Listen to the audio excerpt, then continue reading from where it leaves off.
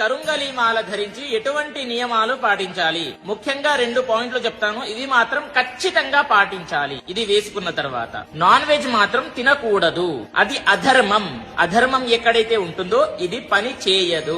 చాలా మంది చెప్తూ ఉన్నారండి వేసుకోవచ్చు ఏమీ కాదని చెప్పేసి, కానీ మీకు రిజల్ట్ రావాలి అని అంటే మాత్రం నియమాలు పాటించాల్సిందే అనేది గుర్తు పెట్టుకోండి. నాన్ వెజ్ తినేటప్పుడు తీసేసి దేవుని దగ్గర పెట్టేసేయండి. మరుసటి రోజు మళ్ళీ తల స్నానం చేశాక మళ్ళీ ధరించండి. శారీరకంగా కలిసేటప్పుడు కూడా తీసేయాలి అనేది గుర్తు పెట్టుకోండి. ఇంకొకటి, చావుకు వెళ్లేటప్పుడు అంటే పాడి మోసేటప్పుడు కూడా వేసుకోవచ్చా అని చెప్పిస్తారు. ఎందుకండి వేసుకోకూడదు చెప్పండి? అది ధర్మమే కదా. వేసుకోవచ్చు, తప్పేమీ లేదు. మీకు ఇంకా మంచి రిజల్ట్స్ వస్తాయి అలా చేసినప్పుడు. ధర్మంగా ఏదైతే అనిపిస్తుందో అది చేయండి, ఖచ్చితంగా మంచి రిజల్ట్స్ పొందగలుగుతారు. ఇంకొకటి, చాలా మంది అడుగుతున్నారండి ఒరిజినల్ మాల ఎక్కడ దొరుకుతుంది అని చెప్పేసి. చూడండి, నా దగ్గర అవైలబుల్ గా ఉన్నాయి. meepuja.com లో వెళ్లి బుక్ చేసుకోండి. మీకు ఒరిజినల్ మాల లభిస్తుంది. 41 రోజులు పూజ చేసి తర్వాత చివరికి అభిషేకము చేసిన తర్వాత మీకు పంపించడం జరుగుతుంది.